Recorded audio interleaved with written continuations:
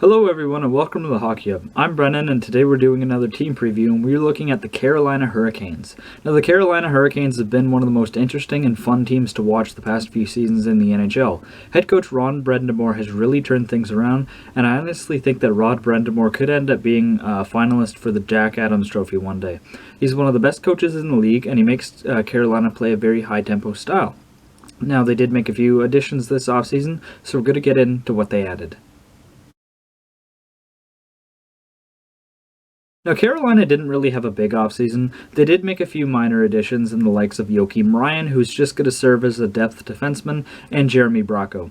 Bracco had a bit of expectations in Toronto. You know, there was thought that he might have a top six upside, but he hasn't really lived up to that or developed properly, so he's probably just going to be a minor league forward or a 13th forward, or at best, probably a fourth liner at this point.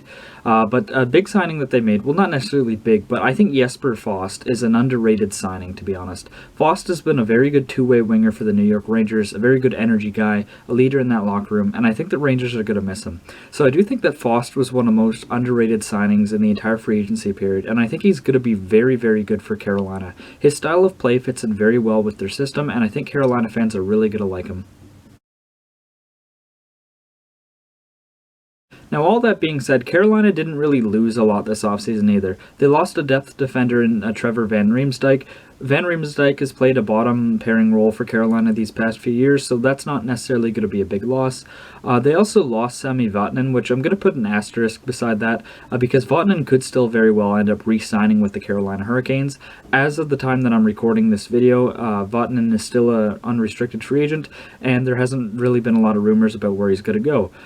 Carolina's GM Don Waddell has said that he does have a little bit of interest in bringing back Sami Vatanen, but the term and everything would have to be just right, so it's a potential that Vatanen can return, but for right now I would classify it as a loss.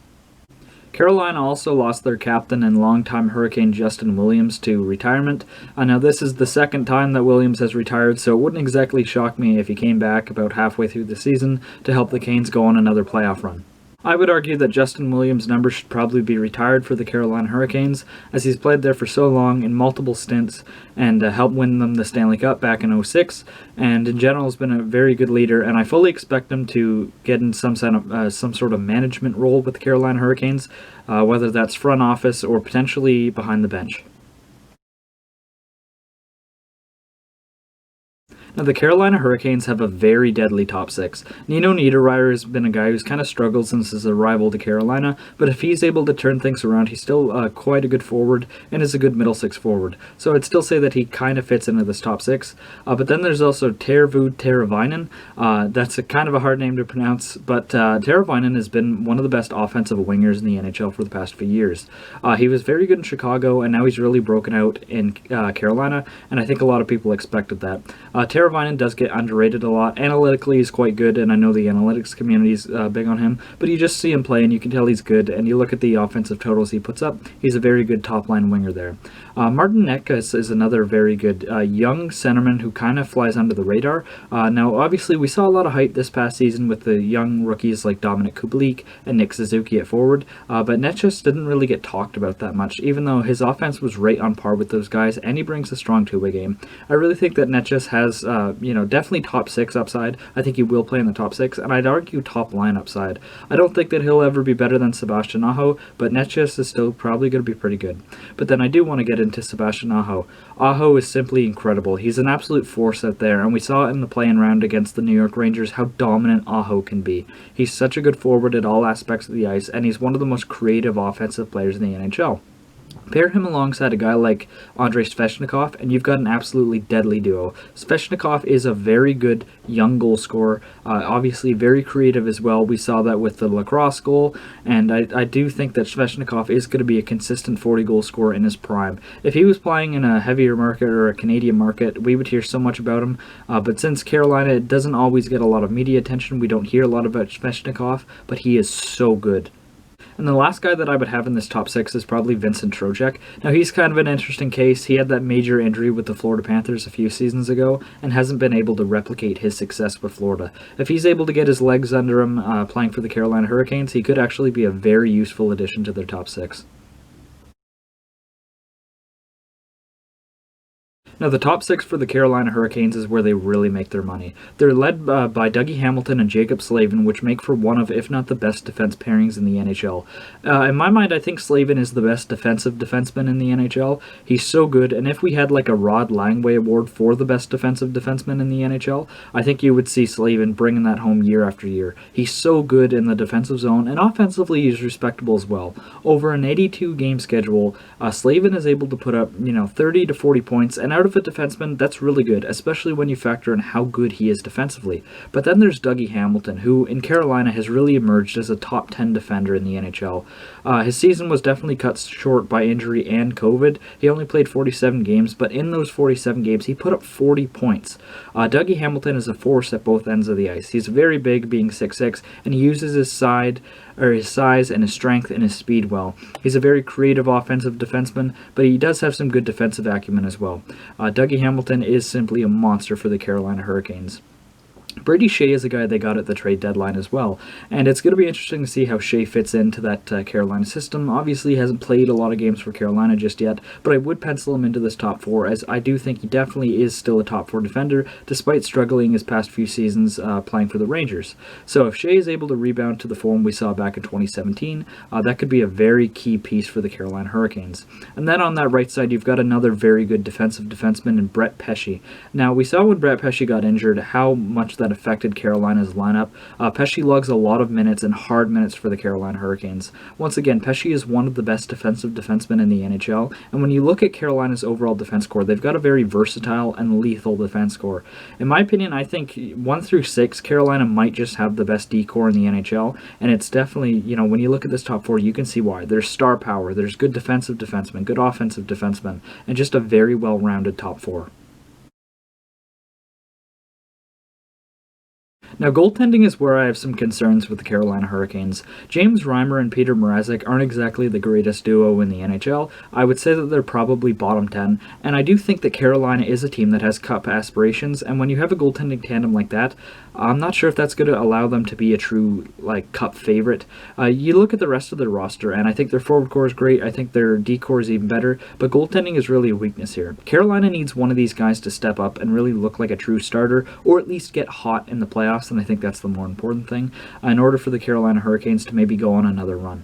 I think that Peter Mrazek is a decent goaltender, but probably better suited as a 1B, and I'd say same probably goes for James Reimer. There isn't a true starter here, and I think that will kind of hinder the Carolina Hurricanes' ability to make it to the Stanley Cup Finals. One thing that won't hinder their ability to make it far would be their core best players and their best five. I already talked about how good Dougie Hamilton and Jacob Slavin are. Those two guys are fantastic, one of the best deep pairings in the NHL, and when they're on the ice, they're an absolute force. But then their top three forwards are deadly as well. Teravainen, Aho, and Svechnikov make for one of the best top lines in the NHL, and when those guys are playing together and clicking, they are simply deadly at the offensive end of the ice. All three of those guys are very creative offensive players and gel well together, and I think that going forward, that if that line stays together, that's probably going to be one of the best lines in the NHL for years to come, and is going to compete with the likes of the Colorado line or the Boston line. Those three guys are deadly, and this core five in general is honestly one of the best that we've seen so far. Obviously, they lack a goaltender in this core five, and that's what hurts them. But as far as forwards and defense, this core five is so good. Now, getting into a few players I want to talk about, I do want to talk about Dougie Hamilton again, but not necessarily singing his praises, but more so the contract situation. Now, Dougie Hamilton has only got 1 year left on his deal, and I imagine the Carolina Hurricanes should be pretty eager to get him re-signed. Hamilton has proven himself to be one of the best, and there has been some contract discussions between Hamilton's agent and GM Don Waddell, but that being said, as the time I'm recording this video, there is not a contract that has been sorted out yet, and I think that might be a little concerning for Carolina fans. If Dougie Hamilton ends up walking away from the Carolina Hurricanes, that is going to be a detrimental blow to their lineup. I do think that he is their best overall defender, and if he hits the free agent market, he's probably going to get Alex Pietrangelo-like money. I can see Dougie Hamilton having an even better year than he did this past season, as he always seems to get better year after year. He builds on the year before, and I think that's a quality that you really like to see in a player. But another young player that I want to talk about would be Martin Necas, or Neches, sorry. You see different pronunciations of it for different feeds, so it's kind of hard. But I think that Neches is going to really change the fate of the Carolina Hurricanes as far as that talk of, well, they need secondary guys behind Aho, Teravainen, and Svechnikov. I think that Neches is probably going to end up being the fourth or maybe even third best forward there. I still think that Aho and Svechnikov are the guys, but Neches has true elite offensive potential to go along with a strong two-way game. I fully expect maybe even a breakout season for Neches this upcoming season, and it wouldn't shock me at all if he did. But a young prospect that I want to talk about is Jake Bean. Now, Jake Bean being a first-round draft pick, a lot of expectations come with that, and Bean really hasn't gotten his feet wet in the NHL yet. Bean was supposed to be a very good offensive defenseman, maybe similar to a Morgan Rielly type, but Bean hasn't been able to crack the NHL yet due to how strong that Carolina D-core is.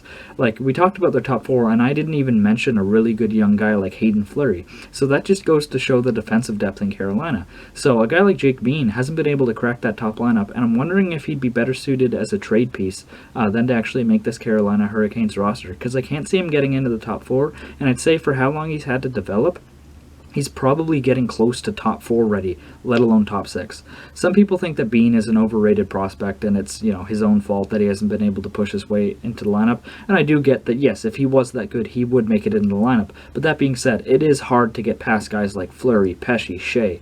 So I do think that the Carolina Hurricanes should explore all options with Bean. I think that he is still a very good prospect, and I do still have him projected as a top four defender.